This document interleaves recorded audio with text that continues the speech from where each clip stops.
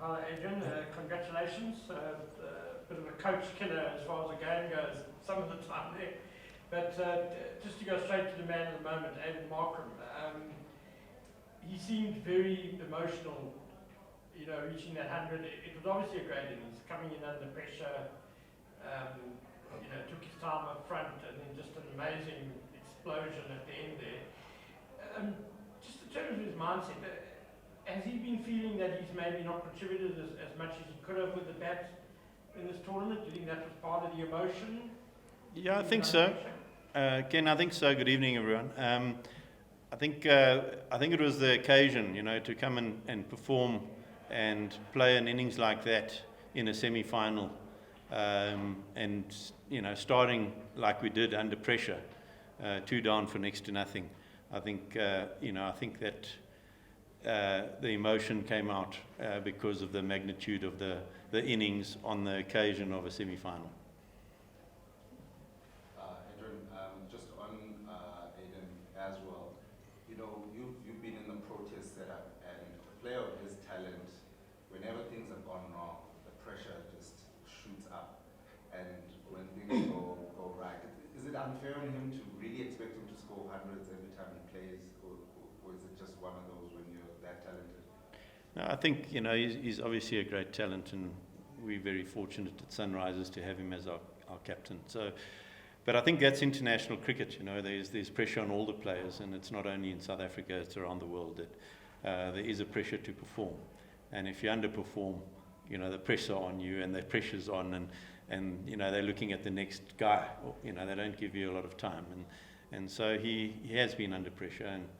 But he's very level-headed, and he's a very mature player now, and a very experienced player. And so he's able to, I think, put perspective on his cricket and not put too much pressure on himself. So, I'm delighted with his innings tonight. It was really something we needed. We needed, our big players to stand up, and he led from the front tonight. And hats off to him. He only got, I think, his first 50 came in 40 balls, and his next 50 came in 17 or 18. I think it was 18. And that's what AB de Villiers does. He scores those unbelievable innings as 50 off 18 balls. It's not often done. And equally, Reza Hendricks played an exceptional innings as well. And you got to doff your cap to them. They were under pressure early on. Both sides found it difficult in the first 6 overs, or especially in the first 3 overs. And both sides were under pressure. But both sides were able to fight back, and Reza Hendricks played an exceptional innings as well. Just to follow up on that leadership trait, he's been captain before, was a young protest captain, then went quiet on that side. You guys brought that side of it back. What have you seen in his qualities to lead you guys to the final in this tournament? Calmness, confidence. I think he's very calm, never flustered. When we do these timeouts, you go there, and he's spot on. We looking at it from the outside, and he's always summed up the situation quite accurately. And sometimes being so close to it, you don't see it as clearly as you should. And he's always seeing the situation of the match very clearly. I just wanted to ask you, because you started quite slowly with the bat at the beginning of this tournament. What turned things around, and how much had that have to do with culture in the team as well? I think they twice or 3 times we might have batted properly. I said to the guys today that if we'd written an exam and got 45%, we would have failed, and that's where we are. And we got through to a semi-final on 45%, and I said, but we have studied the books, and we are due a good game, and I think we performed tonight. So yeah, it's we have struggled with the bat. Quite often we've struggled to chase down low targets on tricky pitches.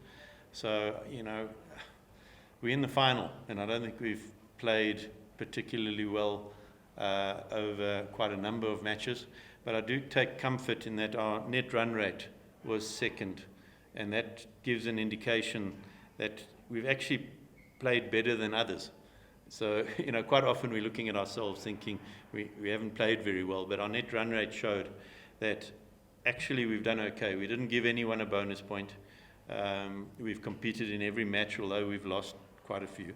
And that gave me a lot of comfort when I saw other teams, especially DSG the other night, who played an unbelievable match, but they still couldn't catch us in their net run rate. Shows that actually we've done okay. And we did okay tonight too. Coach, so you mentioned that you're in the final on Saturday, and just you come up against the Capitals twice already. Do you think it's going to be the third time lucky? Well, we lost twice to Joburg, and then we won. We lost twice to Capitals. Who knows? It's a final. There's pressure. It's a matter of pitching up on the day, being calm, and just playing lights out. And I got a picture early on today of the state of the field, and it was underwater. And I mean, full credit to the ground staff here that when we arrived, it was ready to play. It was remarkable. And so at that stage, I'm thinking, you know what? In the MSL, I was coach of Paul Rocks, and we got through to the semi-final. And then there was rain, and we never played. And I thought, wow, history is repeating itself. And I didn't actually think we'd get a full game in. We got a full game in, and we were quite lucky tonight. And so thank you to the ground staff here for all their hard work to enable us to play a full game of cricket. Because, I think it was about 2 o'clock.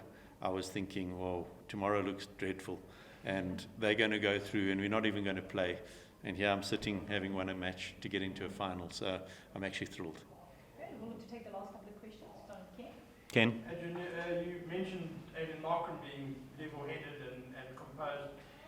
Young Jordan Herman is a guy who's really, I think a lot of people maybe didn't know a lot about him before this tournament, but he's really come forward. How impressed were you with him today with that knock and the composure he showed in that partnership? I was very impressed. I mean, he hadn't done very well in the previous couple of games. He was under pressure. I met him in the lift 2 days ago. I said, "How are you doing?" He said, "No, I'm in the bush, coach." He wasn't very confident, but I did think that this pitch would suit him. He plays very well off the back foot. He can drive and play proper cricket shots, and so he played an exceptional innings. I think they put on 99 after being in big trouble. We had to regroup and get our innings together, and then we knew that defending here towards the back end with wickets in hand is exceptionally tricky, as we found out with the ball as well. It's a horrible place to bowl at the back end with wickets in hand, and he set it up for us. And then there were a number of other partnerships.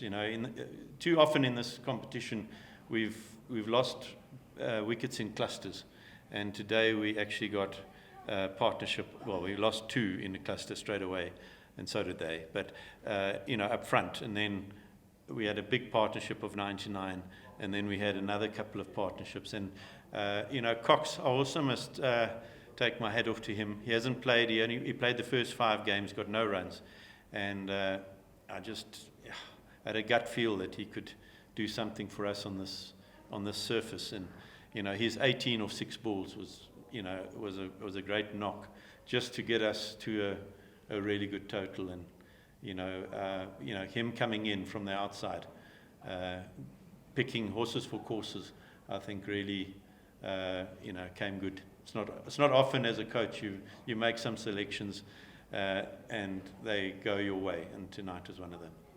Great, last question. Okay, Eddie, you have a very strong South African contingent in your squad, particularly if you compare it to some of the other squads as well, with regards to the starting 11. And when it comes to the players that have stood out for you, a lot of the time it has been those South Africans. Can you just give me some insight into that and that squad, and how the South Africans have really taken you forward in this game? Yeah, I think we wanted an Eastern Cape flavour, and I think we got that. And you know, I've worked with quite a few of the players that we've selected, and even the foreign guys. You know, I work overseas, and I have done for a long time, and I know English players, and they're two Hampshire guys. I'm a Hampshire coach, so they're two Hampshire guys, but there are also others that I coached England in the 19s, and I followed them. You know, Rossington. I don't think many people would have had him on their radar, and I'm in a good position being a full-time coach in England that I'm able to see these guys play against my teams, and you know, I think that was of benefit for us when we needed some clever picks. You know, after we spent quite a lot of money on a few players, we needed some clever picks, so that went our way. And then the local players, you know, I'm an old coach, and I've been around a lot of change rooms, and so I picked guys that I had good relationships with, and I think we've developed a nice, you know, culture within the team, and a nice Eastern Cape flavour, as I said at the start. And I think we've, you know, got the support of the Eastern Cape. And I was a bit, you know, I didn't really like this orange so much, but it's grown on me, and it's certainly striking when you look at the crowds. And you know, I'm sort of, yeah, I'm part of the Orange Army.